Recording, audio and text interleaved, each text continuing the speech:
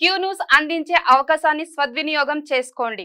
సమస్య ఎక్కడున్నా నేనున్నానంటూ ధైర్యంగా ప్రశ్నిస్తూ రాజకీయాల పట్ల అవగాహన కలిగిన అనుభవం గల రంగారెడ్డి హైదరాబాద్ రిపోర్టర్లు కావాలను సంప్రదించవలసిన నెంబర్లు 8688926084. ఇక కాశ్మీర్ హర్యానాలో ఎన్నికల నగారా అసెంబ్లీ ఎలక్షన్స్ కు షెడ్యూల్ విడుదల చేసిన ఈసీ జమ్మూ కాశ్మీర్ లో 3 విడతల్లో సెప్టెంబర్ 18, 25, అక్టోబర్ 1న పోలింగ్. హర్యానాలో ఒకే విడతలో అక్టోబర్ 1న ఎలక్షన్స్, అక్టోబర్ 4న రిజల్ట్స్ రాబోతా ఉన్నాయి. ఇక్కడ జమ్మూ కాశ్మీర్ లో తర్వాత హర్యానాలో అయితే అసలు యాక్చువల్ గా భారతదేశంలో మరో ఎన్నికల నగారా మోగనుంది. అందులో భాగంగా 4 రాష్ట్రాలకు ఎన్నికలు జరగాల్సి ఉంది ఇప్పుడు.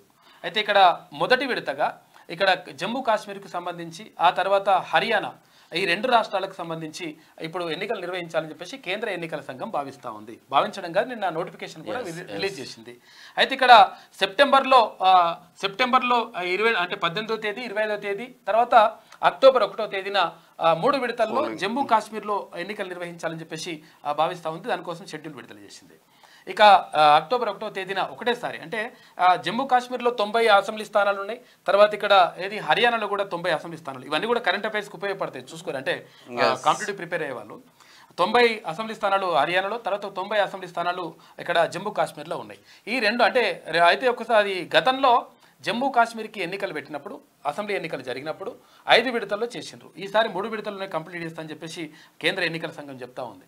అయితే ఇక్కడ 10 సంవత్సరాల నుంచి జమ్మూ కాశ్మీర్ ఎలక్షన్స్ లేవు. 370 ఆర్టికల్ 370ని అక్కడ రద్దు చేసిండ్రు.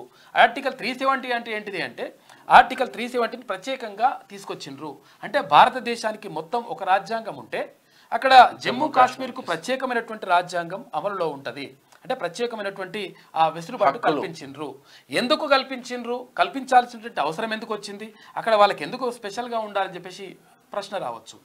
అయితే భారతదేశానికి స్వాతంత్రం వచ్చిన తర్వాత అయితే ఈ సంస్థానాలన్నింటినీ కూడా విలీనం చేసుకుంటూ వెళ్ళిండ్రు అప్పుడు ఉన్నటువంటి ప్రధానమంత్రి జవహర్లాల్ నెహ్రూ, తర్వాత సర్దార్ వల్లభాయ్ పటేల్. సర్దార్ వల్లభాయ్ పటేల్ మొత్తం కూడా సంస్థానాలను విలీనం చేసుకుంటూ వస్తుంటే 563 సంస్థానాలు ఉండే. 563 సంస్థానాలలో 560 అయిపోయిన తర్వాత ఇంకో 3 సంస్థానాలు మిగిలి ఉండే. ఆ 3 సంస్థానాలు ఏంటి అంటే హైదరాబాద్ సంస్థానం మన నిజాము, తర్వాత ఇక్కడ ఒకటి ఇంకా జూనాగఢ్, తర్వాత జమ్మూ కాశ్మీర్. ఈ 3 సంస్థానాలు మిగిలిపోయినాయి. మిగిలిపోయిన తర్వాత పోలీస్ చర్య ద్వారా 1948 సెప్టెంబర్ 17వ తేదీన సర్దార్ వల్లభాయ్ పటేల్ ఇక్కడ పోలీస్ చర్య ద్వారా ఇక్కడ హైదరాబాద్ సంస్థానాన్ని ఏది భారతదేశంలో విలీనం చేసిండ్రు. అయితే చేసినప్పుడు అక్కడ ఏది ఉస్మాన్ అలీ ఖాన్ 7 ఉండే, అప్పుడు 7 ఉండే. అయితే ఆయన ఉన్నప్పుడు ఆయనని అదుపులోకి తీసుకొని తర్వాత ఇదంతా కథంతా చేసి అప్పుడు కలిపేసిండ్రు. ఇక జూనాగఢ్ కూడా అట్నే కలిపిన తర్వాత జమ్మూ కాశ్మీర్ని కలిపేటప్పుడు అక్కడ ఉన్నటువంటి రాజు ఎవరైతే ఉంటారో, అంటే ఆ సంస్థానాధీశుడు ఉంటారు కదా, ఆ సంస్థానాధీశుడు ఏమన్నాడంటే ఇక్కడ ఉన్నటువంటి ప్రజలకు ప్రత్యేకమైనటువంటి ప్రతిపత్తి ఉండాలి, ప్రత్యేక అవకాశాలు కల్పించాలి, తర్వాత వీళ్ళకు కొంచెం వెసులుబాటు కల్పించాలని చెప్పేసి ఆయన రిక్వెస్ట్ పెడితే అప్పుడు ఉన్నటువంటి ప్రధానమంత్రి జవహర్లాల్ నెహ్రూ దాన్ని ఓకే చెప్పిండు. ఓకే చెప్పడంతో ఏమైందంటే భారతదేశం అంతా ఒక రాజ్యాంగం అమలైతే అతను జమ్మూ కాశ్మీర్కి సంబంధించి కొన్ని వెసులుబాట్లు వాళ్ళు కల్పించారు. అదే 370. కనీసం సింపుల్ ఎగ్జాంపుల్, మనం పోయి అక్కడ ల్యాండ్ కొనలేని పరిస్థితి ఎవరైనా కొనుక్కోవాలన్నా. అంటే అసలు యాక్చువల్గా 370 ఆర్టికల్ ఉన్నప్పుడు పోయి అంత వేరే ఉంటుండే. అంటే జమ్మూ కాశ్మీర్ వేరు, తర్వాత మనం పోయి అది కూడా కొనుక్కోవడానికి వీల్లేదు. చాలా నిబంధనలు వేరే ఉంటాయి, అక్కడ అంతా మొత్తం వేరే ఉంటుంది అనమాట. అందుకని అదంతా కూడా తీసేయాలని చెప్పేసి ఎన్డీఏ ప్రభుత్వం, ఇప్పుడు అధికారంలో ఉన్నటువంటి ఎన్డీఏ ప్రభుత్వం గతంలోనే భావించేసి 370 ఆర్టికల్ను రద్దు చేసిన తర్వాత అప్పటికి అదేది జమ్మూ కాశ్మీర్ రాష్ట్రంగా ఉండే. అయితే ఈ జమ్మూ కాశ్మీర్ రాష్ట్రాన్ని అక్కడ ఉన్నటువంటి పరిస్థితులు ఇట్లా జరుగుతూ ఉంటే ఆ రాష్ట్రాన్ని కేంద్రపాలిత ప్రాంతంగా మార్చింది. ఆ తర్వాత ఇట్లా మార్చిన తర్వాత 10 సంవత్సరాల పాటు, గత 10 సంవత్సరాల నుంచి అక్కడ ఎన్నికలు జరగకపోతే ఇప్పుడు కేంద్ర ఎన్నికల సంఘం దానిపైన ప్రత్యేకంగా దృష్టి పెట్టింది. జమ్మూ కాశ్మీర్లో కూడా ఎన్నికలు జరపాలి. అయితే అసలు యాక్చువల్గా జమ్మూ కాశ్మీర్లో ప్రత్యేక ప్రతిపత్తి, ప్రత్యేకమైనటువంటి విషయాలు ఎందుకు వస్తున్నాయి, తర్వాత అక్కడ ఏముంటుంది అంటే జమ్మూ కాశ్మీర్లో అత్యధికంగా ముస్లిం జనాభా ఉంటుంది. అక్కడ మైనార్టీలుగా ఉండేది అక్కడ కాశ్మీర్ పండితులు, తర్వాత హిందువులు మైనార్టీలుగా ఉంటారు.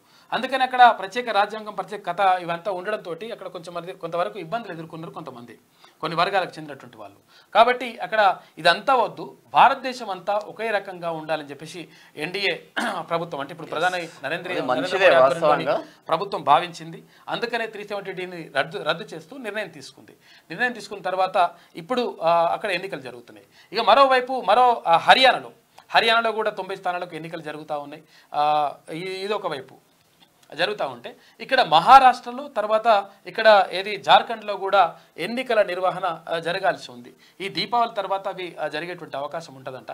అయితే ఈ మహారాష్ట్రకి సంబంధించి ఏమైందంటే గతంలో శివసేన ఆధ్వర్యంలో అంటే బాల్ ఠాక్రే స్థాపించినటువంటి శివసేన ఆధ్వర్యంలో బాల్ ఠాక్రే కుమారుడు ఉద్ధవ్ ఠాక్రే ప్రభుత్వాన్ని ఏర్పాటు చేసిండు. అక్కడ ఎన్సీపీ తర్వాత కాంగ్రెస్ పార్టీతో కలిసి ప్రభుత్వాన్ని ఏర్పాటు చేసిండు. ప్రభుత్వాన్ని ఏర్పాటు చేసిన తర్వాత అయితే కాంగ్రెస్ పార్టీ ఎన్సీపీతోనే ప్రభుత్వాన్ని ఏర్పాటు చేస్తే కొంతమందికి శివసేనలో ఉన్నటువంటి వాళ్లకు నచ్చలేదు. ఎందుకు నచ్చలేదు కారణం అంటే అసలు యాక్చువల్గా శివసేన అనేటువంటి పార్టీ హిందుత్వ ఎజెండాగా రూపొందినటువంటి పార్టీ. బాల్ ఠాక్రే దానికోసమే రూపొందించిన తర్వాత హిందుత్వ వ్యతిరేక విధానాలు అంటే వ్యతిరేకమైనటువంటి ఎన్సీపీ తర్వాత ఇక్కడ కాంగ్రెస్ పార్టీతో జట కట్టడం వాళ్ళకు నచ్చలేదని చెప్పేసి వాళ్ళు చెప్పిండ్రు. దాంతో ఏక్నాథ్ షిండే అనేటువంటి ఒక ఎమ్మెల్యే వచ్చి బయటకు వచ్చేసి లేదు మీరు చేస్తున్నటువంటిది కరెక్ట్ కాదు అని చెప్పేసి ఉద్ధవ్ ఠాక్రేని అన్నాడు. అంటే అట్లా లేదు మనం ప్రభుత్వ ఏర్పాటే ముఖ్యమని చెప్పేసి ఉద్ధవ్ ఠాక్రే భావించిండు. అయితే ఇది కరెక్ట్ కాదు అని చెప్పేసి కొంతమంది ఎవరైతే హిందుత్వ భావజాలం ఉన్నటువంటి వ్యక్తులు ఎవరైతే ఉంటారో ఎమ్మెల్యేలు ఎవరైతే ఉంటారో వాళ్ళందరినీ తీసుకొచ్చేసి అక్కడ భారతీయ జనతా పార్టీతో కలిసి అక్కడ ఉద్ధవ్ ఠాక్రే ప్రభుత్వాన్ని కూలగొట్టిండు ఏక్నాథ్ షిండేనే ఇప్పుడు అక్కడ మహారాష్ట్రలో ముఖ్యమంత్రిగా కొనసాగుతున్నాడు. అయితే భారతీయ జనతా పార్టీ తర్వాత ఏక్నాథ్ షిండే అంటే ఇక్కడ తర్వాత ఎలక్షన్స్ ఉన్నాయి, ఏక్నాథ్ షిండే ఈ రెండు ఉన్నాయి. అయితే ఇక్కడ ఏక్నాథ్ షిండే ఆధ్వర్యంలోని శివసేన పార్టీ తర్వాత ఇక్కడ భారతీయ జనతా పార్టీ అవి కలిసి ఇక్కడ ప్రభుత్వాన్ని ఏర్పాటు చేసినాయి. అయితే అక్కడ మొన్న జరిగినటువంటి పార్లమెంటు ఎన్నికల్లో శివసేనకు అంటే ఏక్నాథ్ షిండేకి సంబంధించినటువంటి శివసేనకు తర్వాత ఇక్కడ భారతీయ జనతా పార్టీకి తక్కువ సీట్లు వచ్చినాయి. ఎందుకు కారణం ఏంటి అంటే ఇండియా కూటమికి కొంతవరకు ఎక్కువ వచ్చినాయి. కారణం ఏంటి అంటే అక్కడ హిందుత్వ ఎజెండాగా ఉన్నటువంటి రెండు పార్టీలు ఓట్లు చీలిపోవడం ద్వారా ఇక్కడ తగినట్టుగా అయింది. ఒకే దాని మీద పోటీ చేస్తే బాగుంటది. వీళ్ళకు 9 వీళ్ళకి 7 వచ్చినాయి. తర్వాత మరి ఏం జరుగుతుందో చూడాలి. అయితే అక్కడ కూడా ఎన్నికలకు రెడీగా ఉన్న వ్యవస్థ. ఇక తర్వాత ఇంకొకటి ఏంది జార్ఖండ్. ఇక జార్ఖండ్ లో అక్కడ శిబు సోరెన్ మొత్తం కూడా జార్ఖండ్ రాష్ట్ర ముక్తి మోర్చా ద్వారా జార్ఖండ్ రాష్ట్ర ఏర్పాటు కోసం ప్రత్యేకంగా అప్పుడు ప్రత్యేక ఉద్యమాలు చేసిన తర్వాత శిబు సోరెన్ అంటే ఇక్కడ కేసీఆర్ ఎట్లయితే తెలంగాణ రాష్ట్ర పార్టీ పెట్టిండో అక్కడ జార్ఖండ్ ముక్తి మోర్చా అని చెప్పేసి అక్కడ శిబు సోరెన్ అక్కడ పార్టీని ఏర్పాటు చేసి తర్వాత ఉధృతంగా పోరాటం చేసిండు. ఈ నేపథ్యంలో అక్కడ జార్ఖండ్ రాష్ట్రం ఏర్పడింది. జార్ఖండ్ కానీ తర్వాత ఛత్తీస్గఢ్ కానీ అప్పుడు 3 రాష్ట్రాలు ఏర్పడిన తర్వాత శిబు సోరెన్ ముఖ్యమంత్రిగా కొనసాగిండు. ఆ తర్వాత శిబు సోరెన్ కుమారుడు ఇప్పుడు ప్రస్తుతం హేమంత్ సోరెన్ శిబు సోరెన్ కుమారుడు హేమంత్ సోరెన్ ముఖ్యమంత్రిగా కొనసాగుతూ ఉన్నాడు. అయితే ఇక్కడ ఆయన మీద కొన్ని ఆరోపణలతోటి మొన్నటి వరకు జైల్లో కూడా వెళ్ళేసి వచ్చిండు. జైల్లోకి వెళ్ళినప్పుడు వేరే వాళ్ళని ముఖ్యమంత్రిగా పెట్టిండ్రు. ఇప్పుడు శిబు సోరెన్ కుమారుడు హేమంత్ సోరెన్ ముఖ్యమంత్రిగా కొనసాగుతూ ఉన్నాడు. అయితే జార్ఖండ్ ముక్తి మోర్చా పార్టీ అధికారంలో కొనసాగుతూ ఉంది. అక్కడ కూడా ఎన్నికలు జరిగితే మరి నిజంగా భారతీయ జనతా పార్టీకా లేకపోతే కాంగ్రెస్ పార్టీకా ఇక్కడ జార్ఖండ్ ముక్తి మోర్చాకు ఎవరికి సీట్లు ఎక్కువ వస్తాయనే దానిపైన ఒక ప్రధానంగా చర్చ మాత్రం జరుగుతూ ఉంది.